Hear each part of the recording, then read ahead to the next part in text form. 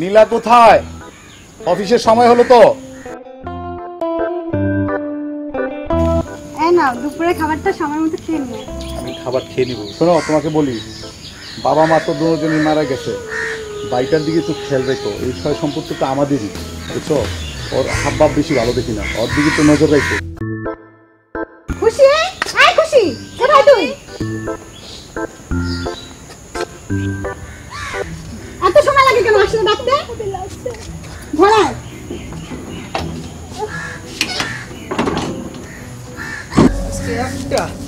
আজকে একটা কামলা লোকায় নাই। আর ভাই ভাই কোনো খোঁজ খবর নেয় না। তো কাজ করি, একটা কামলার কথা বলে কামলা নিব না। আর তারপরও কয় যে কাজ হয় না, কাজ হয় না। বড় ভাই তারে বিয়ে শাদী করাইছিলাম, ভাবছিলাম যে তারা আমার মানুষ করবে না। মা বাবা কত আদর করতো।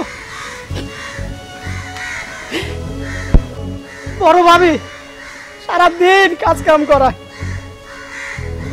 এই যে পেটের খিদা, এই পেটের খিদায় মরে যায় দুই ভাই বোন। একবেলা ভাত দেয় না, একবেলা ভাত। তারপরও বলে তোর বড় ভাই আসুক,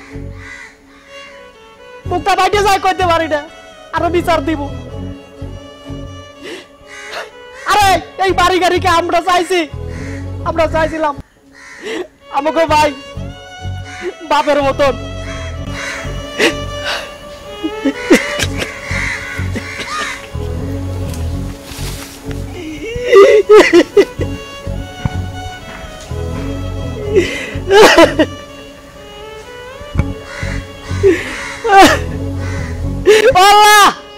তুমি না বলছিলা যার দুনিয়াতে কেউ নাই আমি আছি, তাহলে আমাদের উপরে কেন অত্যাচার হয়? কেন মাগো তুমি কি আমার ডাক শোনো না? মা শোনো না আমার ডাক।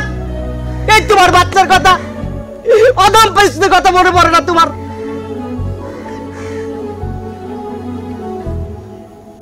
রাজু, হাই রাজু, এখানে বসে বসে একা কাম না করে হচ্ছে?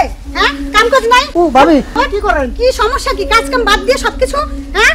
এই যাস না কেন? এত অত্যাচার করে এই বাড়ি ছেড়ে যাস না কেন? কিসের জন্য যাস না? আমার ঘাড়ের উপর চেপে বসে আছিস কেন? হ্যাঁ, যেতে পারিস না, মরতে পারিস না তোরা? যা, আসুক তোর ভাই আজকে বাসায়। আজকে তোর ভাই আসুক, আমি বিচার দিব তোদের নামে। যাস না কেন? ইডিয়েট কোথাকার, মরিস না কেন? মরতে পারিস না?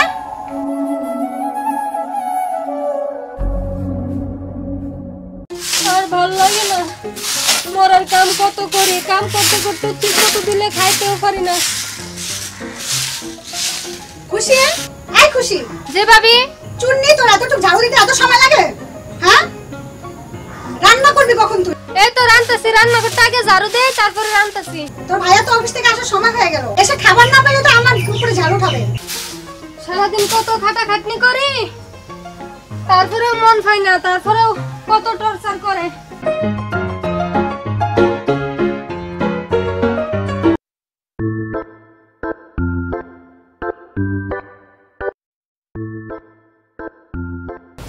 এত কাজ করে তারপরও বলে নাকি বাড়ির কাছে বিচার দিব।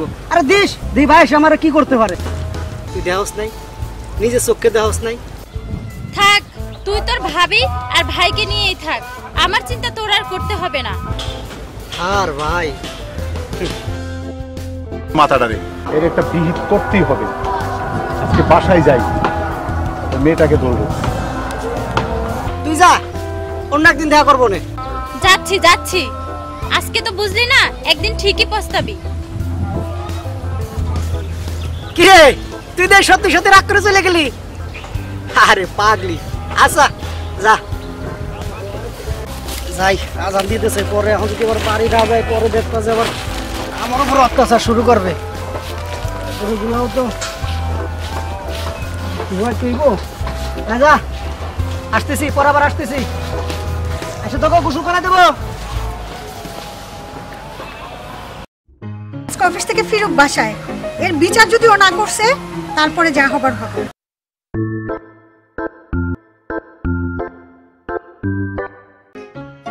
কি ব্যাপার, তোমার মন খারাপ কেন? মন খারাপ কি সারে? কখন আসছো তুমি অফিস থেকে, কখন বেরোছো? এত লেট কেন তোমার? অফিস থেকে বেরিয়ে যে কাণ্ডটা আমি দেখলাম এতে আমার মাথা নষ্ট।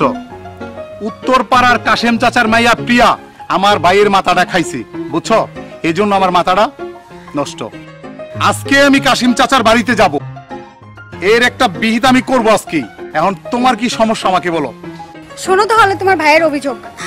তোমার ভাইকে আমি বলি একটা করে আরেকটা, একদিকে যেতে বললে আরেকদিকে চলে যায়। তোমার ভাই একটু পরে পরে শুধু খাই খাই করে।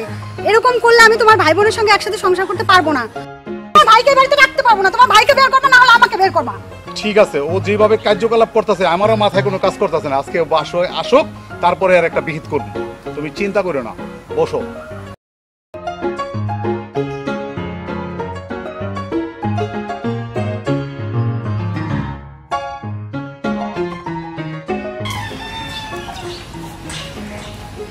এই পিয়ানা, এদিকে আসো। আমি তো তোমাদের বাসায় যেতেছিলাম। আসসালামু আলাইকুম ভাই। ওয়ালাইকুম আসসালাম। শোনো পিয়া, যাচ্ছিলাম আমি তোমাদের বাড়িতে, যেহেতু তোমাকে পেয়ে গেছি তোমাকে কিছু কথা বলি। আমি ওই দিনটা যে কাণ্ডটা দেখেছি এটা কিন্তু ঠিক না প্রিয়া, অতএব তুমি সাবধান হয়ে যাও। আমার ভাইয়ের মাথাটা তুমি নষ্ট করো না। ভাইয়া আসলে আমি ওকে ভালোবাসি তো তাই। শোনো প্রিয়া, তুমি কিন্তু আমার সাথে মুখে মুখে তর্ক করতেছো। আমি চাইলেই তোমাকে থাপ্পড় দিতে পারি। আমি জানি আপনি চাইলেই আমাকে মারতে পারেন। তুমি আমার ছোট বোনের মতো, তাই তোমাকে আমি বলছি তুমি ভালো হয়ে যাও, এই পথ থেকে সরে যাও।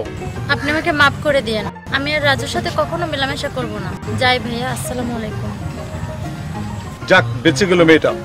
সম্পত্তি আর হাতছাড়া হলো না আমার, তাহলে না যাই বাড়িতে চলে যাই।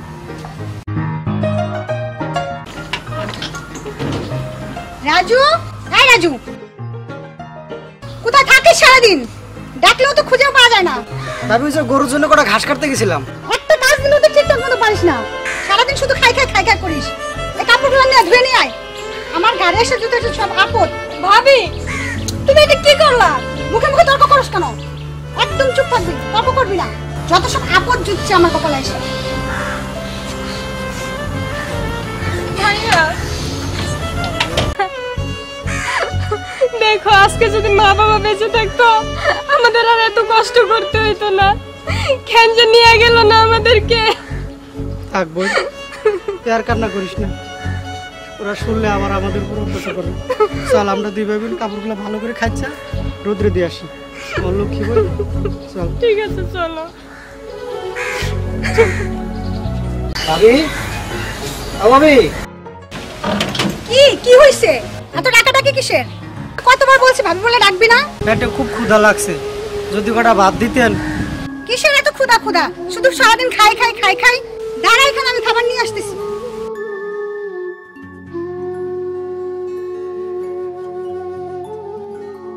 এই নে খাবার, খা। বয় বোন,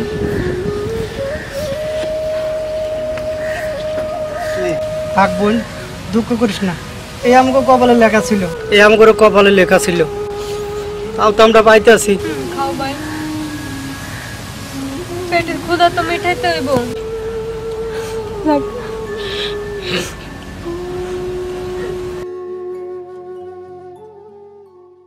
আমার বউ এত অত্যাচার করে, আমার কলিজায় সইতেছে না। বাপ মা মোরা ভাই বোন আমার কুলে পিঠে করে মানুষ করছি, ভাই বোনের দিকে কোনো জোরে তাকাই নাই।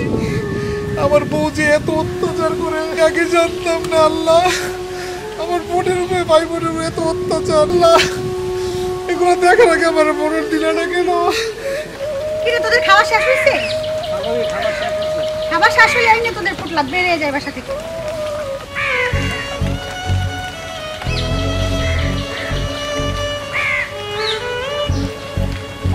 ভাই থেকে কি দেখতেছিস? বেরিয়ে যায় বাসা।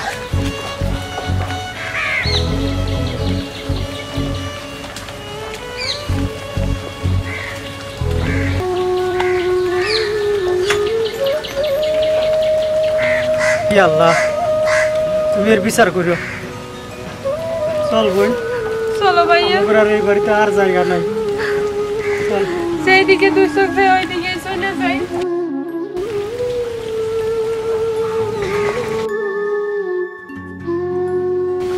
আরে ভাই, বাপ মারা ভাই বোন আমার কোলে পিঠা করে মানুষ করছি, তোর ভাবি যে তোকে এতভাবে জ্বালায় কষ্ট দেয় আমি জানতাম না। তোকে ঠকাই এই সম্পদ আমি আমার করে নিছি, এই সম্পদ আমার থেকে নিয়ে নিছে, আজকে তোদের যে এরকম ভাবে জ্বালায় আমি জানতাম না ভাই। হে আল্লাহ, আমি কি করছি, আমার ভাই বোনের প্রতি অত্যাচার।